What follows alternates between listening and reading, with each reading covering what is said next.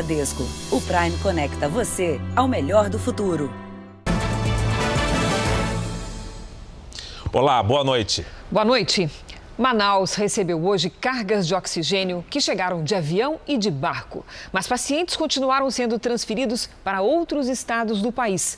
Entre quinta e sexta-feira, o estado do Amazonas teve 113 mortes pela Covid-19. Esse número é mais do que o dobro do que o período anterior, entre quarta e quinta, quando 51 pessoas morreram. As informações são do Ministério da Saúde. E mesmo com a chegada de oxigênio, a busca das pessoas pelos cilindros que podem salvar vidas continuou intensa. Filas enormes se formaram nas portas das empresas para uma espera angustiante. Está uma calamidade lá. Ontem eu fui lá, estava morrendo gente a todo momento. É um momento muito de aflição, tristeza, porque a gente não tem resposta. E aqui já acabou o oxigênio. É uma crueldade sem tamanho. Para dar sobrevida para os pacientes deles. O que separa a vida da morte cabe dentro de um cilindro como este. Cada um deles tem ali nome e telefone. E quem os carrega traz também uma história triste para contar. A gente nem teve tempo de chorar o luto do meu pai, porque logo depois a minha família inteira adoeceu de Covid. E 2 pessoas da minha família estão no estágio sério de saturação por causa do oxigênio. Precisa de oxigênio, né? Sérgio, Richard, Jonas, Christian, Catiane e Pierre. São nomes de pais, mães, irmãos, de pessoas que lutam pela vida de pacientes que estão internados em hospitais de Manaus ou pessoas que sofrem de doenças respiratórias graves e estão em casa. É uma fila pelo ar que a gente respira e que já dura 4 dias. Todo mundo aqui acabou de receber a pior notícia. Não tem oxigênio? Não tem oxigênio, minha querida. A demanda foi muito grande aí para os hospitais SPA, que acabou ficando sem oxigênio para atender a população. Aí bateu o desespero. Para onde que vocês vão? Carbox. É uma outra empresa? É uma outra empresa que está fazendo a recarga. Tem oxigênio lá? Tem, diz que estão abastecendo. A nossa equipe acompanhou as famílias nessa saga em outros endereços. Quem ficou na lista ontem estão entregando hoje e o da lista de hoje vão entregar só amanhã. Quem que está precisando de oxigênio na tua família? Meu irmão. Quase 1 quilômetro de fila, congestionamento formado por pessoas que estão desesperadas e querem oxigênio para pacientes que estão internados. Cada família carrega no porta-malas cilindros como este. A fila termina lá embaixo na distribuidora, onde as pessoas estão aglomeradas. Elas querem informação se daqui sairão com o que os pacientes mais precisam, que é o oxigênio. Irlene é mãe de uma menina de 15 anos com uma doença genética que afeta os movimentos do corpo e a respiração. Letícia é tratada em casa e o oxigênio só vai durar 24 horas. Eu, como mãe, eu tenho que ser forte. Porque eu tenho que lutar pela minha filha. Eu não quero ver minha filha morrendo asfixiada. Porque a gente não pode levar ela para o hospital, não tem vaga em lugar nenhum, a gente sabe. Então a gente está meio que sem saber o que fazer, lutando da maneira que a gente pode para salvar os nossos filhos, nossos parentes, porque não são muitas pessoas que dependem disso. E não tem ninguém por nós que faça alguma coisa. É nós mesmos, só nós mesmos. Manaus recebeu desde a madrugada deste sábado cargas de oxigênio. Esta partiu de São Paulo ontem à noite. O governo do estado diz que o abastecimento está sendo normalizado. A Força Aérea Brasileira também faz o transporte de material para a montagem de um hospital de campanha na cidade. Respiradores produzidos em São Paulo chegaram de avião, enquanto dentro das unidades de saúde, os profissionais estão usando a ventilação manual para manter os internados vivos. A fila de ambulâncias, 11 no total, deixou o aeroporto depois que pacientes embarcaram para ser tratados em outros estados. Ao fundo, a decolagem do avião da FAB que leva esperança às famílias. Entre quinta e sexta-feira, o Amazonas registrou 113 mortes por Covid-19. Um dia antes, entre quarta e quinta, 51 pessoas haviam morrido. A polícia muitas vezes precisa escoltar o transporte dos cilindros. O delegado, experiente, se emociona. Já cumprimos diversas determinações judiciais, missões policiais, mas ver que chegar com o cilindro naquele e dar aquele fôlego a mais, aquele suspiro para de repente uma pessoa ali conseguir se recuperar ou aguardar chegar uma outra carga de gás, os familiares agradecendo e principalmente os profissionais de saúde, que a gente sente, eles têm nos passado o que eles têm visto, o tempo que eles estão trabalhando e eles vibram quando a gente chega com esse oxigênio, porque vai dar sobrevida para os pacientes deles. É de esperança que está vivendo agora a família do Carlos. Debaixo de sol, assim como tanta gente, eles se protegem com sombrinhas e se expõem ao risco da contaminação para salvar a tia de 74 anos. Quanto tempo o senhor vai ficar aqui para conseguir o oxigênio da tia Romilda? Eu acho que não tem tempo não. A gente chegou aqui, a gente está disposto a só sair daqui com isso. Veja agora outros destaques do dia. Avião que ia buscar vacinas na Índia leva oxigênio a Manaus. Depois do Reino Unido, agora a Itália suspende voos do Brasil. Anvisa decide amanhã sobre o uso emergencial de vacinas. 4 pessoas morrem em batida de barcos em Angra dos Reis. E na série especial sobre a novela Gênesis, os costumes dos tempos bíblicos que persistem até hoje.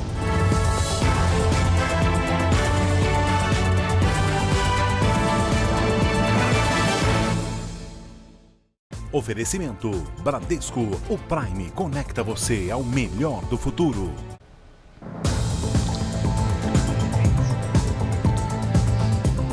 Vamos agora voltar a Manaus ao vivo com a repórter Ingrid Gribel, que está na porta do maior hospital do Amazonas. Ingrid, boa noite. Como está a situação neste momento da questão do abastecimento de oxigênio hospitalar? Quais são as suas informações? Boa noite, Cris. Boa noite a todos. Aos poucos, os cilindros de oxigênio que foram doados e que vêm de outros estados chegam aos hospitais aqui de Manaus. Um deles, este aqui, o maior, o Hospital 28 de Agosto. Um funcionário me disse agora há pouco que chegaram cilindros para manter os bebês prematuros vivos. É uma situação muito preocupante ainda. As famílias ficam aqui na porta, muitas delas angustiadas em busca de informações sobre os parentes. Hoje, nós acompanhamos a busca de muitas pessoas pelos cilindros de oxigênio. E o que deu para perceber é que entre tantas pessoas, muitos são pacientes, são pessoas que estão em casa, sem ar, buscando por algum tipo de atendimento. E, na maioria das vezes, é a falta de leito, a falta de atendimento. Ao menos 95% dos hospitais, dos leitos aqui no estado, estão ocupados neste momento. Há uma preocupação muito grande também com o serviço de pronto atendimento. Não há leitos de UTI, mas os pacientes passam por uma triagem e deveriam receber oxigênio. E há falta, nesse momento, desses cilindros. Cris e Fara. Ingrid, muito obrigada. Nós contamos com você ainda nessa edição do Jornal da Record. Até já. O consumo de oxigênio nos hospitais de Manaus cresceu 5 vezes em poucas semanas. E as fábricas da região não deram conta. O problema agora é mandar mais oxigênio para lá, porque o transporte pelas estradas pode levar dias e mesmo de avião não é tão simples quanto parece. Só nos damos conta da importância do oxigênio quando ele falta. Isso acontece em muitas situações médicas. A Covid-19 sobrecarregou essa necessidade porque ataca os pulmões, que precisam de uma carga extra de ar. Então ele precisa de oxigênio a mais para tentar manter no sangue a mesma quantidade, dado que o pulmão está trabalhando com uma menor capacidade. Fábricas como essa, em Jundiaí, interior de São Paulo, extraem oxigênio atmosférico num processo bem complexo. Primeiro, o ar é filtrado, depois comprimido e resfriado. Passa ainda por secadores que retiram a umidade. Daí o oxigênio circula por torres de resfriamento a temperaturas abaixo dos 180 graus negativos. Isso para que o gás se transforme em líquido. E depois ele é transferido para caminhões e abastecido os tanques nos hospitais ou nas indústrias, ou então ele é bombeado em alta pressão para os cilindros. A maneira mais eficiente de transportar oxigênio é na forma líquida, em carretas como aquelas ali, porque o líquido tem menos volume que o gasoso. Cada carreta dessa equivale a 2.000 cilindros grandes de gás. O problema é que, por via terrestre, essas carretas demorariam 2 semanas para chegar a Manaus e haveria perda de produto. Por avião é mais rápido, só que só dá para levar cilindros de gás e em pequenas quantidades por viagem. Transportar líquido daqui até lá, o nível de perda é grandíssimo, porque o caminhão vai balançando, vai aumentando a pressão do tanque e vai perdendo produto. Por avião, cada cilindro 100 kg, mas vai pesar 2 kg, 3 kg do gás, então você está transportando ferro. Então por isso é que é difícil e a capacidade do avião é limitada pelo peso. Há 1 mês, a fábrica abriu turno extra e trabalha 24 horas por dia. Em caráter de emergência, preparou hoje 800 cilindros para enviar para Manaus. São doações de empresas para dar um fôlego ao Amazonas. É uma grande ajuda, mas ainda é pouco. A demanda por oxigênio por lá cresceu quase 5 vezes nas últimas semanas. Estes cilindros vão dar para 6 horas de ar. Por isso, a fábrica também está enviando um tanque para transporte fluvial. Outras remessas já chegaram por barco, de Belém. Se faltar oxigênio, não há vida. Não existe horas, não existe dias de espera para quem precisa de oxigênio suplementar. 20 pacientes de Manaus com Covid-19 são esperados em Goiânia, mas ainda não se sabe quando eles vão chegar por causa da complexidade do transporte. Outros 8 estados e o Distrito Federal também têm leitos reservados para receber os pacientes vindos da capital do Amazonas. Mais 11 pacientes foram transferidos de Manaus. Dessa vez, o avião da Força Aérea Brasileira teve como destino São Luís, no Maranhão. Os pacientes foram internados no Hospital Universitário da cidade. Agora, já são 32 pessoas levadas do Amazonas para outros estados brasileiros. Além de São Luís, Teresina, capital do Piauí, também já recebeu pacientes. A previsão inicial do governo do Amazonas é transferir 235 pacientes em estado de saúde moderado para outras capitais. Goiânia é uma delas. Aqui nós temos usina no estado de Goiás de oxigênio e em alguns hospitais nossos, como o Hugo, o hospital lá de Tubiara também, nós temos usina própria. Aqui em Goiânia são esperados 20 pacientes que vão ficar numa ala isolada do Hospital Universitário da cidade. Ainda não se sabe quando eles vão chegar. Por causa da complexidade do transporte, a prioridade são as cidades mais próximas de Manaus. Eles estão fazendo esses voos mais curtos, tipo ali São Luís, Teresina, mas à medida que estiver pronto a gente será avisado e aí o esquema, a organização em si está toda preparada para receber esses pacientes aqui. E o Jornal da Record traz agora os números de hoje da pandemia. Segundo o Ministério da Saúde, o país tem 8.455.000 casos de Covid-19. São 209.296 mortos. Foram 1.050 registros de mortes nas últimas 24 horas. Também entre ontem e hoje, 27.400 pessoas se recuperaram. No total, já são 7.388.000 pacientes curados e 856.979 seguem em acompanhamento. A diretoria da Anvisa se reúne neste domingo, a partir das 10 da manhã, para analisar os pedidos de uso emergencial das vacinas Coronavac e de Oxford. Então vamos a Brasília conversar com o repórter Yuri Ascar, que vai explicar para a gente como é que vai ser essa tão esperada reunião amanhã. Yuri, boa noite para você. Boa noite, Fara. Boa noite a todos. A reunião vai ser por videoconferência e pode durar até 5 horas. Amanhã é o penúltimo dia da análise. A Fiocruz e o Instituto Butantan já entregaram toda a documentação. Participam do encontro 5 diretores e o presidente da Anvisa, Antônio Barra. Eles vão analisar os pareceres feitos pelas áreas técnicas sobre os pontos de vista da eficácia, segurança, boas práticas de fabricação e eventos adversos. A decisão é por maioria simples, bastam 3 votos contra ou a favor. Toda a reunião pode ser acompanhada ao vivo pela internet. Em São Paulo, o secretário de Saúde afirmou que o estado está pronto para começar a vacinação assim que a Anvisa aprovar o uso emergencial da Coronavac. Cris, Fara. Vamos aguardar. Obrigado pelas informações, Yuri. Com o atraso na liberação das vacinas da Índia, o avião que estaria hoje em Mumbai para receber as doses acabou voando para Manaus, onde ele foi levar oxigênio. Só esta semana, a aeronave viajou quase 7.000 quilômetros. Na quinta, o avião partiu do aeroporto de Viracopos, no interior de São Paulo, com destino ao Recife. O plano era voar no dia seguinte para Mumbai, mas com um atraso na importação da vacina de Oxford, o avião retornou a Campinas. E nesta tarde, atendendo a um pedido do Ministério da Saúde, decolou para Manaus, levando 40 cilindros de oxigênio. O material desembarcou no início da noite na capital do Amazonas e vai ajudar a conter o colapso na saúde do estado. E por falar em Índia, o país começou hoje uma das maiores campanhas de vacinação do mundo contra a Covid-19. 300 milhões de indianos devem ser vacinados até agosto deste ano. No mais de 3.000 postos de vacinação, os primeiros da fila são profissionais da linha de frente de combate ao coronavírus, como os de saúde, saneamento e segurança. Depois, virão pessoas com mais de 50 anos ou aquelas consideradas do grupo de risco. A Índia é um dos maiores fabricantes de vacina contra a Covid-19 do mundo e o segundo país com o maior número de casos, só perdendo para os Estados Unidos. Daqui a pouquinho, nessa edição, nós retomamos o tema do coronavírus.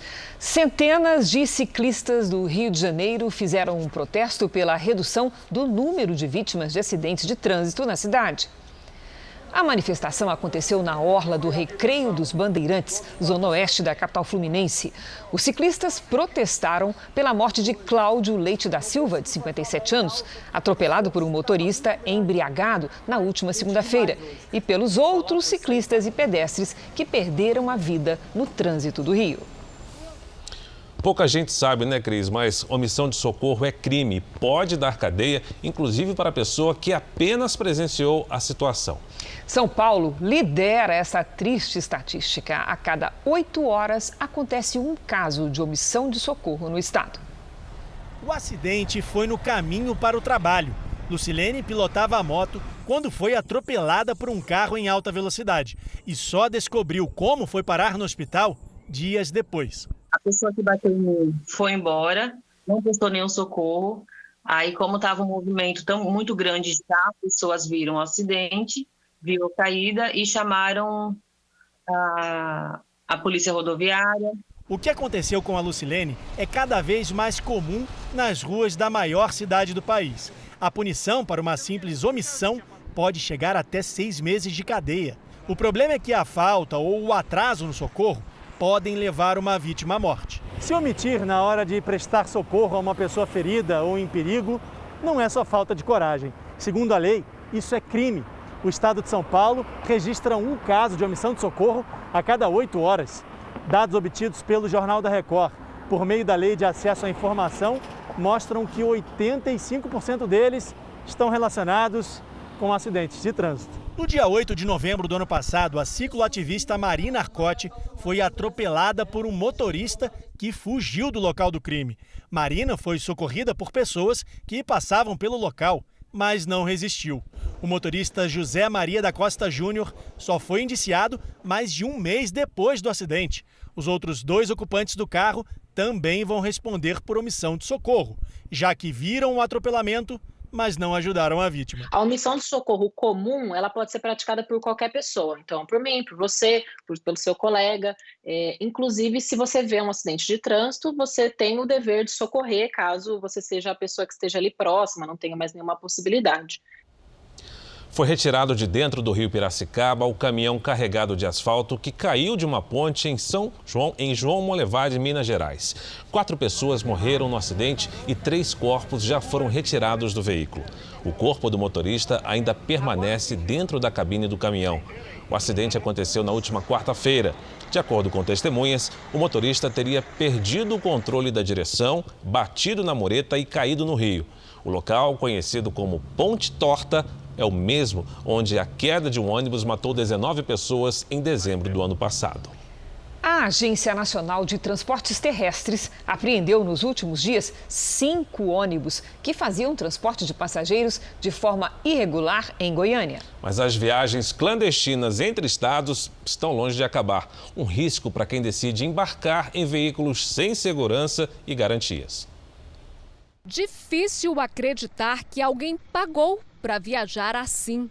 Nem poltrona o ônibus tem. Os passageiros usavam colchões em um ônibus sucateado que saiu de Belém, no Pará, sentido Fortaleza, no Ceará.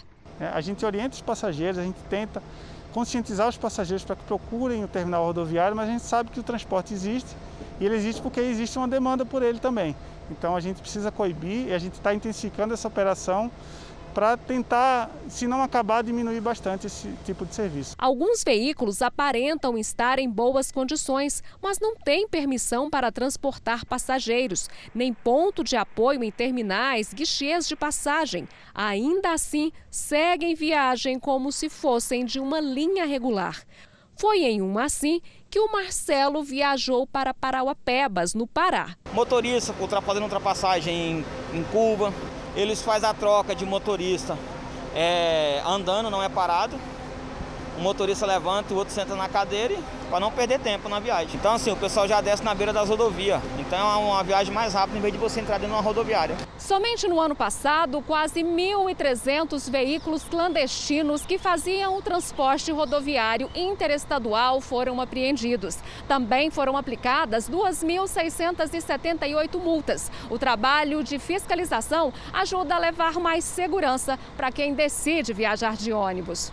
O Edivan viaja com frequência de Goiânia para Minas Gerais com a família e diz que sempre recusou a passagem mais barata. Optou pela segurança. Eu prefiro andar mais seguro, né? Não tenho coragem de pôr minha família dentro de um ônibus desse. O fim da fabricação dos carros da Ford no Brasil deixou os proprietários apreensivos. Para muitos, ainda não está claro se a empresa vai continuar a produzir peças no país. Outros temem a desvalorização na hora da troca. Por causa da pandemia, o fotógrafo Rafael se tornou motorista de aplicativo. Mesmo antes do anúncio do fechamento das fábricas, ficou 15 dias parado. Precisou consertar a embreagem e a suspensão de seu Ford e teve dificuldades para encontrar as peças de reposição. Com a fábrica funcionando, era difícil achar peça. Agora, sem a fábrica, a gente não sabe se vai ter mais peças no mercado. As paralelas não compensam, dão muito defeito. O impacto será imenso. Só em 2018 e 2019, mais de 400 mil veículos da Ford foram emplacados no Brasil. Se o preço de revenda vai cair para quem tem um Ford hoje, depende de uma resposta que ainda não temos. As peças de reposição continuarão a ser fabricadas no Brasil? Se forem importadas, ficarão sujeitas à variação do dólar e a possíveis entraves na alfândega, diz esta advogada. Quantas vezes a gente não ouve, né? Olha, a peça não chegou, está no Porto de Santos, não chegou ainda. Então o consumidor tem a preferência, claro, pelos automóveis produzidos no Brasil em função disso. A gerente da concessionária afirmou que até agora foram pouquíssimos os cancelamentos de compra e que o preço dos seminovos não caiu. As oficinas continuam abertas, teremos peças de reposição. A Ford, como disse, não sai do Brasil, ela só muda o portfólio dela para um portfólio que é sucesso global. Quem está num consórcio para comprar um carro da Ford pode mudar para um veículo de outra marca. E quem desistir da compra, depois de ter dado a entrada na concessionária, tem direito a reembolso, sustenta a advogada. Esse consórcio, na verdade, ele é uma operação financeira. E sendo uma operação financeira, me parece que o consumidor fica completamente liberado para fazer, de fato, uma contratação com outro automóvel, desde que seja naquela faixa que foi combinada, né, com o consorciado.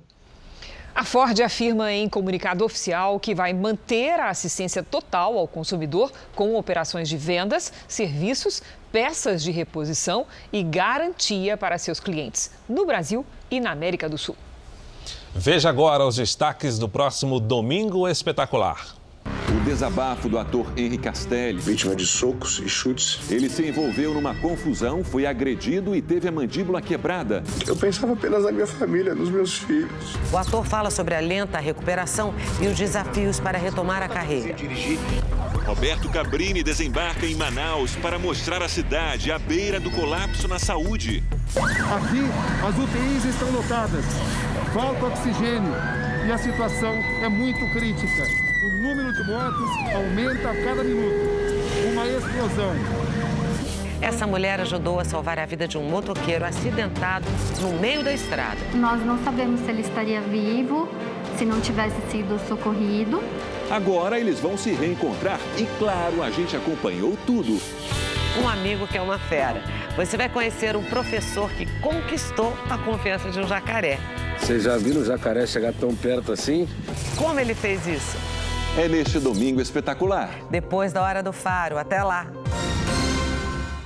Veja a seguir, depois do Reino Unido, é a vez da Itália suspender voos do Brasil por conta da variação do coronavírus encontrada no Amazonas. E na série especial sobre a novela Gênesis, os costumes bíblicos que permanecem até hoje. O consumo do azeite é um deles.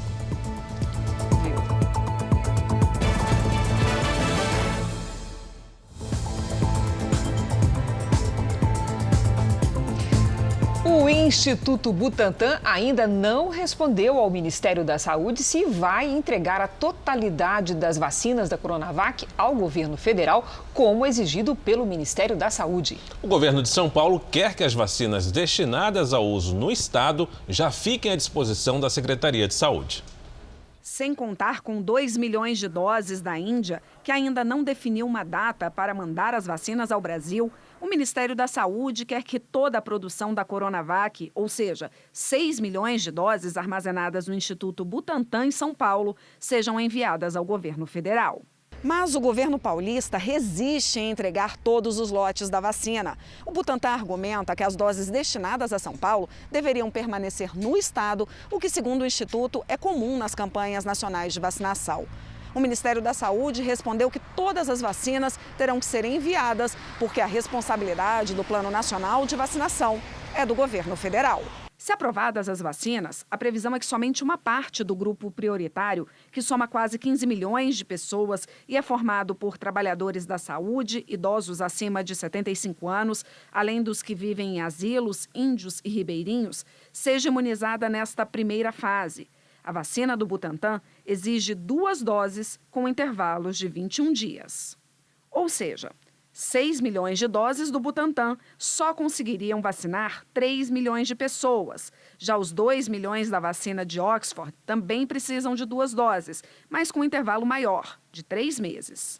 Outra vacina que pode ser liberada no Brasil em breve é a russa Sputnik V, imunizante que está sendo produzido pelo laboratório União Química, em parceria com o Fundo Russo de Investimento. Na sexta-feira, o grupo farmacêutico pediu à Anvisa autorização para o uso emergencial de 10 milhões de doses no Brasil.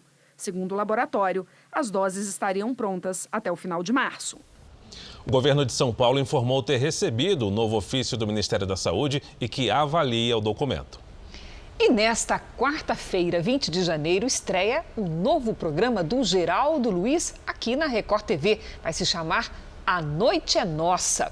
E logo de cara, o Geraldo visita a casa de um dos maiores humoristas do Brasil, o Renato Aragão, o Didi, que completou 86 anos esta semana. Vamos dar uma olhadinha como é que foi a conversa?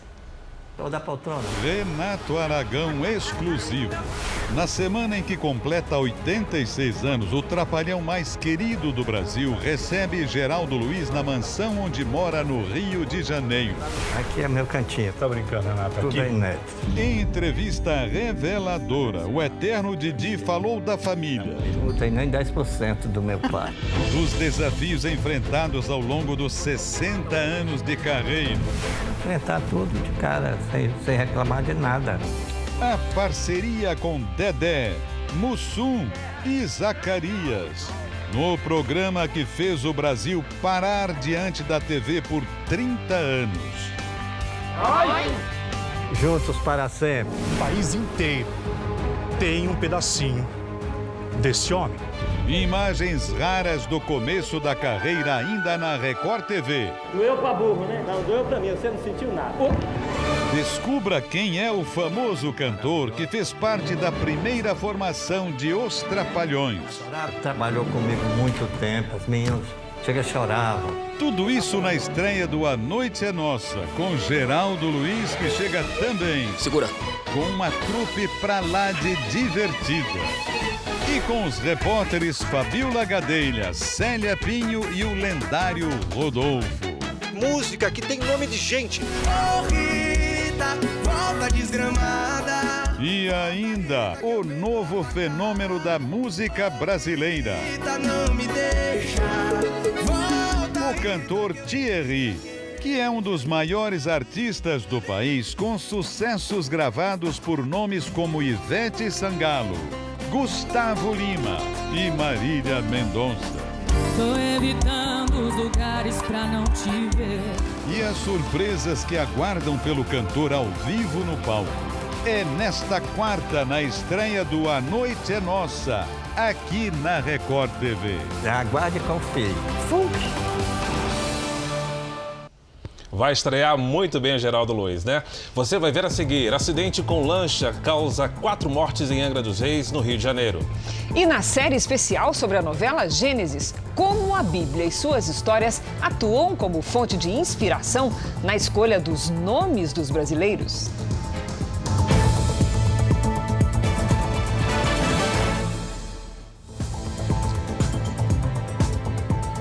Vamos voltar a falar sobre a pandemia na capital amazonense, já que Manaus entrou hoje na 3ª noite do toque de recolher por causa do caos na saúde provocada pelo coronavírus.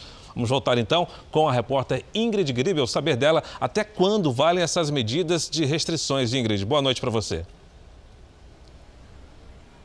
Boa noite, Fara. O governador Wilson Lima antecipou que as restrições devem ser mantidas até o dia 31 de janeiro, quando haverá uma reavaliação da capacidade de atendimento dos hospitais. Mas ele descartou a quarentena total, ou seja, o fechamento durante a noite e também durante o dia. Agora há pouco, no hospital, na verdade no aeroporto de Manaus, chegou uma carga que vinda de São Paulo com cilindros de oxigênio. Eles serão distribuídos em hospitais e unidades de saúde. Fara e Cris. Obrigado, Ingrid. Um dado assustador.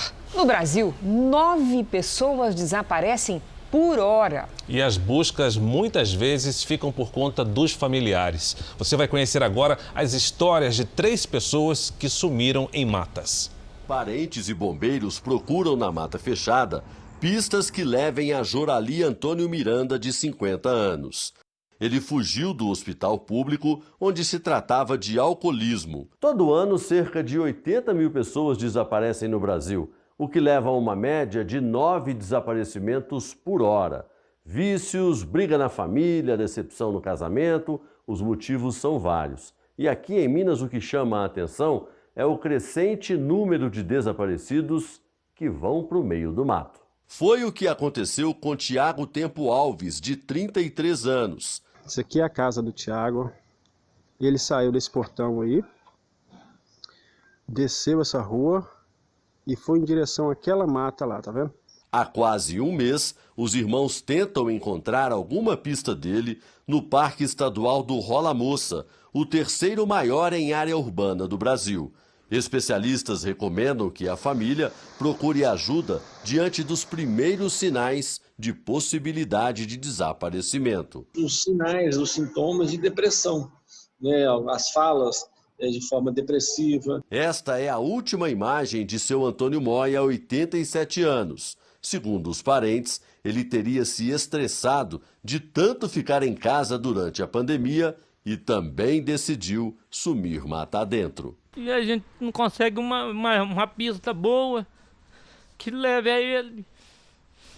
Outro dado que preocupa: o Brasil é um dos países em que mais pessoas morrem pela ação da polícia. Mesmo em um ano marcado pela pandemia, esses números cresceram em relação a 2019.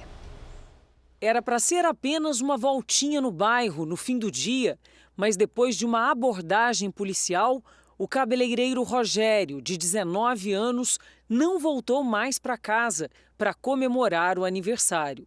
O crime aconteceu nessa rua, na zona sul de São Paulo, no dia 9 de agosto do ano passado, por volta das 5h50 da tarde, quando o jovem foi abordado por policiais da Rocan. O rapaz diminui a velocidade da moto até parar, quando um dos policiais atira, sem perguntar nada. Eu queria que a justiça fosse feita, que ele fosse preso e pagasse pelo erro, o maior erro da vida dele que ele cometeu.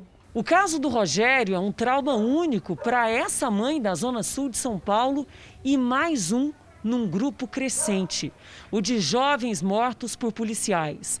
É o que mostra o Relatório Mundial dos Direitos Humanos, que avaliou dados, estatísticas e depoimentos em mais de 100 países do mundo, inclusive no Brasil.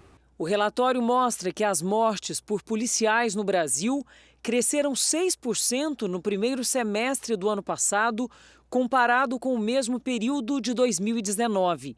E em todo o ano de 2019 foram 6.357 mortes. Em quase 80% dos casos, as vítimas eram negras. O que o Brasil precisa é defender a lei, e as pessoas que violam a lei devem ser punidas. Porque se você não faz isso, vai continuar o crime, seja ele cometido por grupos e facções criminosas ou também por policiais. Em Belo Horizonte, moradores se perguntam como vai ser a próxima tempestade.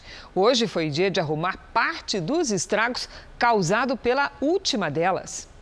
Sábado dedicado à limpeza do rastro de destruição que a enxurrada deixou. Esta é a Avenida Tereza Cristina, na região oeste de Belo Horizonte. Quando chove forte, o ribeirão canalizado transborda e invade casas. Aí não há nada que segure essa água. De tudo, dentro de casa também. Fico indignado porque entra ano saindo, fica a mesma coisa, né? Em pouco tempo a água subiu e a avenida desapareceu. Carros foram arrastados. Este caminhão parece até brinquedo, sendo levado pela correnteza. A força da água foi tão grande que arrancou placas de asfalto. Hoje, funcionários da prefeitura tiveram muito trabalho para limpar e reconstruir a avenida mais uma vez. Essa é a terceira vez que a enchente invade a casa de Edinardo. De novo esse ano, ó. Tristeza, ó. É um problema que parece que você está enxugando o chão com a torneira aberta, né? Então a gente tem que pensar em soluções a longo prazo, não soluções paliativas. Até quando vai ficar consertando o asfalto da enchente, né? A chuva forte também provocou estragos em outras regiões de Belo Horizonte. Inclusive, acordei com a água. Aí eu arrumei uma força para abrir a porta, subi na janela e fiquei pedindo socorro. Em Contagem, na região metropolitana, o vento também provocou destelhamentos. Caiu em cima de mim e do meu filho, eu comecei a puxar ele para fora e saí correndo desesperada para poder esconder da chuva. 4 mulheres morreram em um grave acidente envolvendo 2 lanchas em Angra dos Reis, na Costa Verde do Rio de Janeiro. 3 delas da mesma família. O passeio de 2 famílias foi interrompido de maneira trágica. A colisão foi tão forte que destruiu as lanchas e assustou turistas e moradores que aproveitavam o sábado em outras embarcações. Meu Deus do céu, coitado. Uma mancha de óleo se espalhou pelo mar. Olha isso. Pegou fogo mesmo lá. Pegou fogo lá, o motor ligado lá. O acidente aconteceu próximo das ilhas Itaiangá e Calaca, na costa de Angra dos Reis, região da Costa Verde do Rio de Janeiro, uma área conhecida pelos frequentes passeios turísticos no mar. 4 pessoas morreram, 3 da mesma família. Uma menina de 11 anos, a mãe e a avó. A 4ª vítima era uma amiga da família. Equipes da Marinha e dos Bombeiros se dirigiram para o local e iniciaram buscas. Outras 4 pessoas ficaram feridas no acidente. 3 delas foram atendidas por socorristas no local. A outra vítima precisou ser levada para o hospital. Em nota, a Marinha disse que abriu um inquérito administrativo para apurar as causas do acidente. E voltamos a falar da Covid-19 com uma notícia de agora há pouco. A Anvisa informa que os documentos sobre a vacina Sputnik, que compõem um pedido de uso emergencial feito pela União Química, foram devolvidos ao laboratório por não apresentarem requisitos mínimos para submissão e análise. Só lembrando, amanhã a Anvisa se reúne para decidir sobre 2 vacinas, a de Oxford, sob responsabilidade da Fiocruz, e a Coronavac, do Butantan. Brasileiros estão tendo dificuldades para entrar ou sair do Reino Unido. Isso porque o governo britânico impôs restrições aos viajantes do país desde que uma nova variante do coronavírus foi detectada no Amazonas. As malas já estavam prontas, mas o voo que sairia amanhã de São Paulo foi cancelado. E seu Joel, brasileiro que vive em Londres, agora tem pouca esperança de conseguir embarcar nos próximos dias. Eu preciso voltar, né? A minha vida está lá em Londres, meu trabalho, minha família, né? Mas eu estou bem apreensivo e eu preciso realmente voltar, né, o mais rápido possível. Desde sexta-feira, os voos que partem do Brasil em direção ao Reino Unido estão suspensos. O governo britânico tomou a decisão por conta das evidências de uma nova variante do coronavírus no Amazonas. A medida surpreendeu os viajantes. Sem voos diretos, muitos passageiros estão buscando alternativas com escalas em outras cidades europeias. Mesmo assim, brasileiros que vivem no Reino Unido temem ser barrados na chegada ao país. Fiz o meu teste, só que o resultado sai em 3 dias. E quando eu chegar, o resultado não vai estar mais válido, então eu vou ter que refazer o exame e mudar o voo. Voos do Reino Unido para o Brasil também estão suspensos desde 23 de dezembro. Milhares de brasileiros que estão na capital britânica convivem com mudanças de planos dia após dia e não sabem quando vão embarcar. É o caso de Flávia, que está de mudança com toda a família para o Brasil. O voo que partiria de Londres na semana que vem foi cancelado e ela busca alternativas para deixar o país. E cada dia que passa, mais restrições estão acontecendo em outros países. Então, eu sei que tinha escala para a Alemanha, mas agora a Alemanha já disse que não vai mais receber passageiro do UK. A Espanha também não. Aí a gente decidiu cancelar a passagem, comprar com outra companhia aérea e sair pela França. A incerteza sobre novas restrições de deslocamento internacional incomoda quem já tem passagens compradas. Se lembra na primeira fase da Covid que o Itamaraty chegou a resgatar e enviar aviões para resgatar brasileiros em várias partes do mundo. E depois do Reino Unido, agora é a Itália quem suspendeu os voos vindos do Brasil. Na véspera de um novo confinamento, a Itália segue o exemplo do Reino Unido. Pessoas que passaram pelo Brasil nos últimos 14 dias serão barradas. Quem já voltou deve entrar em contato com as autoridades locais. A medida vale até o fim do mês e, segundo o ministro da Saúde, Roberto Speranza, é preciso dar tempo para que os cientistas estudem melhor a variante do Amazonas. A Europa segue a imposição de medidas restritivas. Em Viena, na Áustria, cerca de 6.000 comerciantes protestaram.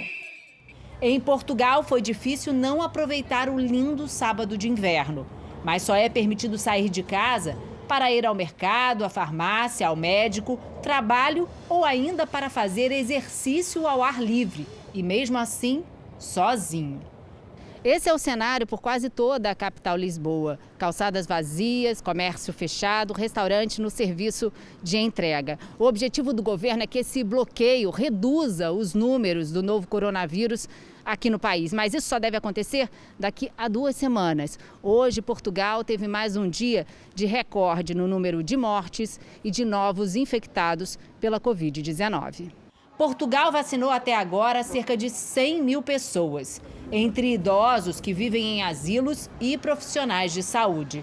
Mas o anúncio da farmacêutica Pfizer do atraso na entrega das vacinas deixou em alerta uma Europa que está em plena campanha de imunização. Vários países estão recebendo menos doses do que o esperado.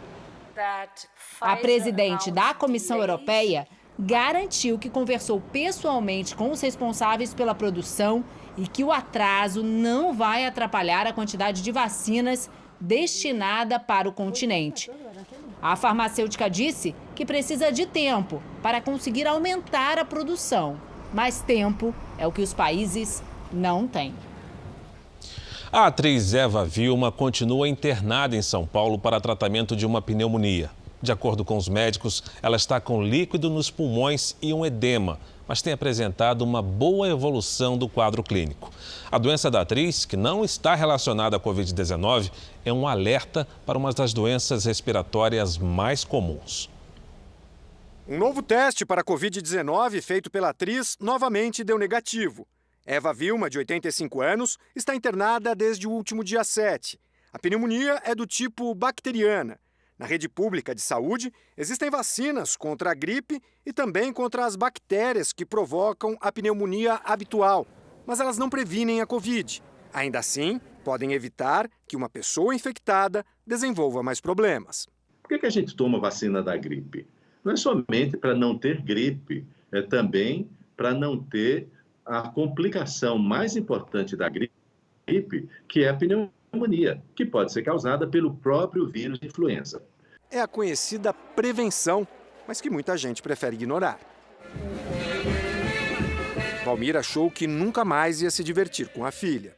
41 anos e saudável, não acreditava na agressividade da Covid-19. Eu saí, eu não tomei os cuidados devidos, eu não higienizei minhas mãos corretamente e muitas vezes eu deixei isso passar. E paguei caro, muito caro, pago até hoje por isso. Faz 4 meses que o corretor de imóveis contraiu a doença e ainda não se recuperou totalmente. Tenho falta de ar, eu não consigo pegar peso, eu não consigo subir escada. De todas as complicações, a pior foi a pulmonar. Valmir foi diagnosticado com pneumonia, causada pelo coronavírus. Uma evolução recorrente dessa doença e considerada mais grave e duradoura do que a pneumonia mais comum, a bacteriana. A pneumonia adquirida na comunidade por bactérias, geralmente ela tem uma evolução aí de 5 a 10 dias. Entretanto, a pneumonia provocada pelo coronavírus, ela se estende. Quando o coronavírus se instala no pulmão, o nosso sistema de defesa combate o agressor. Essa batalha gera uma inflamação no órgão. E se o problema não for controlado, pode se espalhar pela corrente sanguínea e atingir partes do organismo, o que torna as complicações sistêmicas. Quem combate ou já teve as complicações da Covid-19 reconhece a importância de todas as formas de prevenção. Se cuidem, evitem aglomeração, usem máscara. A Covid, ela mata. Noticiário internacional. Subiu para 46 o número de mortos no terremoto de magnitude 6,2 na Indonésia. Mais de 850 pessoas ficaram feridas e 15 mil tiveram que abandonar as casas. Enquanto as equipes de resgate procuram por possíveis sobreviventes em meio aos escombros, a ilha de Sulawesi continua enfrentando novos tremores secundários. Além dos imóveis, estradas também foram destruídas, o que atrapalha os trabalhos dos socorristas. Os próprios moradores tentam ajudar uns aos outros. Também na Indonésia, um vulcão entrou em erupção e expeliu cinzas e uma coluna de fumaça de mais de 5,5 km de altura, que podia ser avistada de longe. A Agência Nacional de Prevenção de Desastres pediu que as comunidades próximas à montanha fiquem em alerta. Existem quase 130 vulcões ativos no país.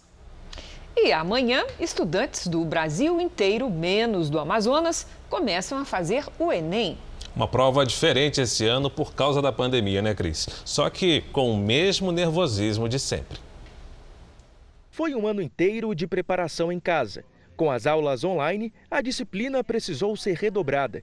Durante a prova, o cuidado também será maior, até na hora de usar o álcool em gel. A gente tem que ter cuidado para não melar nem o cartão de resposta, que é o gabarito, e nem a folha de redação oficial, porque qualquer rasura, qualquer melança, a gente é desclassificado da prova na hora da correção. Este ano, o horário de abertura dos portões será antecipado em meia hora para evitar aglomerações nas portas dos locais de prova. Nesse primeiro dia, os candidatos terão 5 horas e meia para fazer a redação e responder 90 questões objetivas, 45 de linguagens e códigos e 45 de ciências humanas. Tenho que confessar que eu estou realmente bem ansiosa, mas vai dar tudo certo. O estudante precisa permanecer de máscara. O candidato que estiver doente ou com sintomas da Covid-19 deve registrar a informação na página do participante e entrar em contato com a central de atendimento do instituto que organiza o exame. Essas pessoas poderão fazer outra prova nos dias 23 e 24 de fevereiro.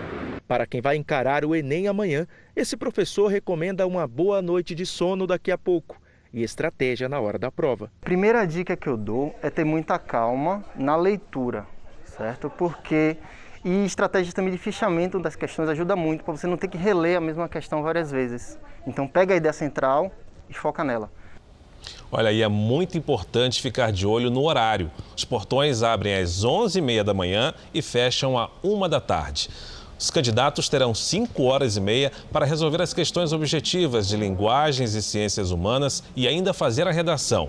E vamos reforçar o que foi dito na reportagem. O uso de máscara é obrigatório e o estudante deve levar apenas caneta preta de tubo transparente, documento de identificação, álcool gel e água ou algum lanche.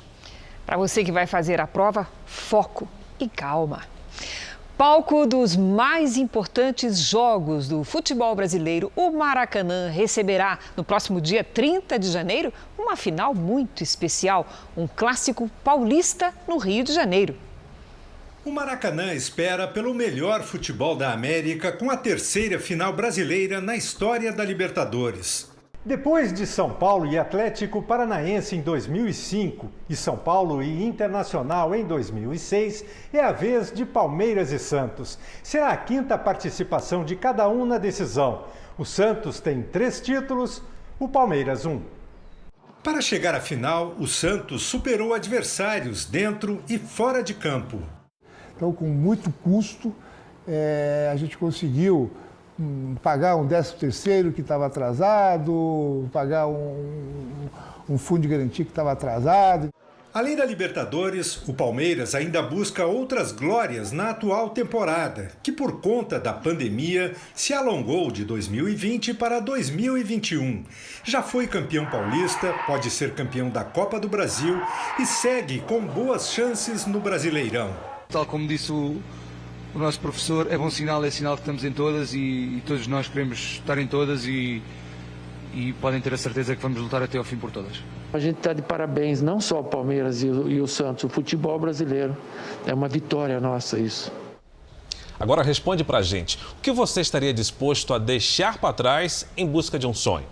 Um jovem da Baixada Fluminense largou o emprego formal em meio à pandemia para batalhar por um antigo projeto.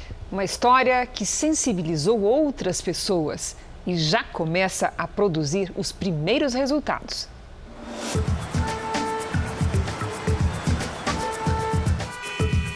Olá, senhor. Dando bala. Tem chuva.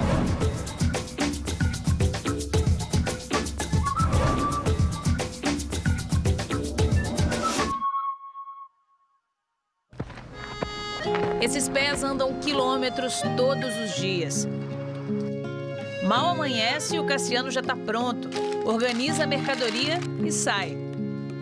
Não sem antes dar um beijo na mãe, que é doente e depende do sustento dele. Além da caminhada, o menino de São João de Meriti, na Baixada Fluminense, pega 2 ônibus para chegar até a Tijuca, na zona norte da capital. Mas não foi sempre assim. O Cassiano trabalhava em uma loja de eletrodomésticos quando largou tudo em busca de um sonho. Obrigado. Sempre me botaram para baixo, falavam que eu não ia conseguir. Você só vai ser mais uma multidão, você não tem potencial. O Cassiano decidiu seguir na contramão dos conselhos que recebeu. Pediu demissão do emprego e deu o primeiro passo. Começou a vender doces no semáforo. Todos os dias ele cumpre uma rotina de pelo menos 10 horas de trabalho debaixo desse solzão ou de chuva. O que dá forças é saber que esse é só um ponto de parada no caminho que ele escolheu percorrer. É que essas balas podem ajudar o menino da periferia a alçar voos bem mais altos. Ser um empreendedor que vai abrir várias empresas, que vai estar sempre disposto a estar na vida, buscando, aprendendo. Foi no vai e vem do Sinal que a história da vida dele se cruzou com a da Luísa. E sempre quando eu voltava do trabalho, eu passava por ele sempre estava com um sorriso no rosto. E aí teve um dia que me impressionou a maneira como ele me tratou. Eu estava voltando de um dia cansado de trabalho. E aí eu falei, cara, esse garoto não vende balas, isso ficou na minha cabeça. Aí entendi que ele tinha todo esse talento, né, de envolver as pessoas, ajudei ele nas estratégias de marketing, né, como é que eu vou abordar? Na camiseta, frase que chama a atenção, junto das balas, mensagens de motivação para ajudar a deixar o trânsito um pouco mais leve. Quer levar pelo menos a mensagem você aceita. Tem que ser assim, gentil, educado, e aí você conquista o cliente, né? Você falou uma palavra amigo, você falou uma palavra de consolo, e onde todas essas mensagens, elas vão de contra o coração das pessoas. O resultado, o lucro das vendas mais que dobrou. E o menino do Sinal foi chamando a atenção de gente como o Alfredo, que viu que essa história só precisava mesmo de um empurrãozinho e conseguiu uma bolsa para o vendedor numa faculdade. Eu falei, cara, então vamos dar para ele as ferramentas necessárias para que ele consiga aplicar essa energia dele, essa vontade dele e construir esse futuro diferente. Com o curso de administração, o sonho do Cassiano está cada dia mais próximo. Ele sabe que para abrir o próprio negócio ainda vai precisar enfrentar muito sol e chuva. Mas mesmo com todas as dificuldades, em cada esquina, sempre encontrará um caminho. Eu vou virar um empresário, custe o que custar, pode ser sol, pode ser chuva, pode ser tudo, mas eu vou conquistar e eu vou conseguir essa oportunidade no mercado de trabalho. E vamos embora vender. Muitos costumes do tempo da Bíblia permanecem entre nós até hoje. Um exemplo é o consumo de azeite. Os nomes de muitos brasileiros também se inspiram no livro sagrado. A partir da próxima terça-feira, a nova superprodução da Record TV, Gênesis, vai mostrar os hábitos que existem desde o começo dos tempos.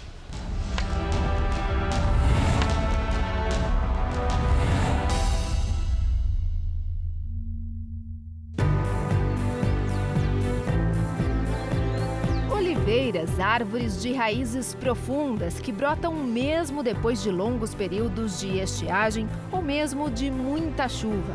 Por isso, são símbolo de perseverança e fertilidade desde os tempos bíblicos. Na Serra da Mantiqueira, em São Paulo, elas tomam toda a montanha. Estamos em uma fazenda produtora de azeite com 11 mil pés de oliveiras plantados. Ela tem algumas exigências. Uma delas é uma temporada de frio durante o ano para que ela possa florescer e frutificar, né? É uma planta que gosta de muita luz, de sol, ela aguenta bem a seca, porém, ela precisa dessa temporada no inverno de um frio mais intenso para que então ela dê flores e frutos. Na última safra foram produzidos 4 mil litros de azeite, de sementes que vieram da Espanha, Itália e Grécia. Após a colheita, começa todo o trabalho de poda, que é fundamental para garantir que os pés de oliva fiquem desse tamanho. Isso ajuda em todo o trabalho que é feito manualmente. É assim que as azeitonas trazidas da Europa se tornam azeites com notas do solo brasileiro. Foram as oliveiras que confirmaram a boa notícia que Noé e a família aguardavam. Depois de 7 meses fechados na arca com os animais, eles precisavam de um sinal de que as águas do dilúvio tinham baixado. A cena na novela Gênesis é uma das passagens mais importantes. Uma pomba trouxe a confirmação que Noé tanto esperava, um ramo de oliveira no bico. As águas minguaram sobre a terra! Junto com o trigo e o vinho, as oliveiras representavam a riqueza da terra prometida há mais de 4 mil anos.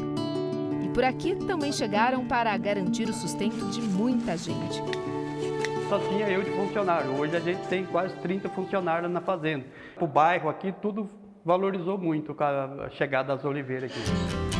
Com o tempo e novas técnicas, o azeite ganhou sabores, aromas e colorações diferentes. Para quem vive dos frutos das oliveiras, uma sensação sempre especial. O ramo de oliveira é o símbolo da paz, né? Então é exatamente isso que a gente também prega aqui, né? De a pessoa ter um momento de paz diferente, assim, e a equipe também. Ao redor dessa mesa, a paz é sempre ruidosa. Quando elas se reúnem, a casa fica em festa. Mãe e filhas são amigas e cultivam momentos de muita alegria, mas também de reflexão. Agora que o meu Senhor e eu estamos velhos. Essa é a relação, desde pequenininha, ouvindo as histórias desses grandes personagens, concentrados mais no Velho Testamento mesmo, que é onde tem grandes homens e mulheres ali enfrentando a formação de um povo, enfrentando o deserto, enfrentando guerras. Então o Velho Testamento é muito rico nesses personagens.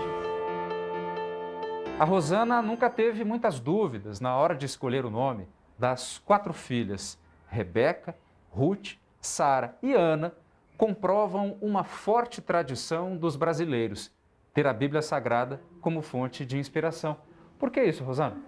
Então, cada uma das minhas filhas, eu procurei na Bíblia uma inspiração do momento em que eu estava vivendo. Então, cada nome com seu significado representava um momento da minha vida. A Rebeca, mais velha, é a que começa.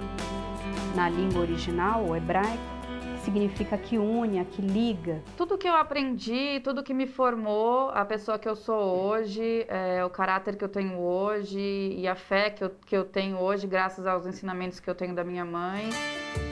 E veio a segunda filha, Ruth. Ruth significa amizade, companheira. Então, eu imaginei que a minha filha Ruth iria fazer uma companhia para minha filha mais velha, Rebeca. Significa amiga, fiel, e na história, na Bíblia diz que a Ruth foi fiel à sua sogra, Noemi. Então, esse companheirismo, essa fidelidade. E a terceira, Sara, fecharia a família. E vai ser a caçula, então eu escolhi Sara por ser princesa. Por muitos anos eu chamei assim de minha princesinha. Inclusive por isso que eu sou firme na fé hoje, por conta da história da Sara. Ela esperou por vários anos, junto com Abraão, e esperou na fé. A história que a jovem se refere será mostrada na novela Gênesis. Sara, mulher de Abraão, é um dos nomes fortes da novela. É vivida pela atriz Adriana Garamboni. Deus falou comigo, Sarai. Mas vamos voltar à família de São Paulo, porque Sara não é a caçulinha. Anos depois veio a Ana. E a Ana, ela representa na Bíblia graça, misericórdia. Aos 12 anos, ela dá exemplo para muita gente grande. Por que é legal a gente ler a Bíblia? Para conhecer um pouco mais do passado, para ter um sentido. Tem tanta coisa boa na Bíblia, tantas palavras que ajudam em momentos, já me ajudaram em vários momentos também. Gênesis, a nova superprodução da Record, vai passar por histórias de mulheres fortes como Sara, casada com Abraão, e Rebeca, mulher de Isaac. Eu quero passar tudo isso para o meu filho, para ele ter a mesma força, a mesma fé e garra que eu tenho, baseado assim no meu nome, nos personagens e a força que eles tiveram lá no passado. No R7.com você confere 30 curiosidades sobre a superprodução Gênesis, que estreia na próxima terça-feira. Acesse lá. O Jornal da Record termina aqui. A edição de hoje na íntegra e também a nossa versão em podcast estão no Play Plus e em todas as nossas plataformas digitais. Você continua assistindo ao Cidade Alerta. Ótima noite e ótimo domingo para você. Uma boa noite e um excelente domingo.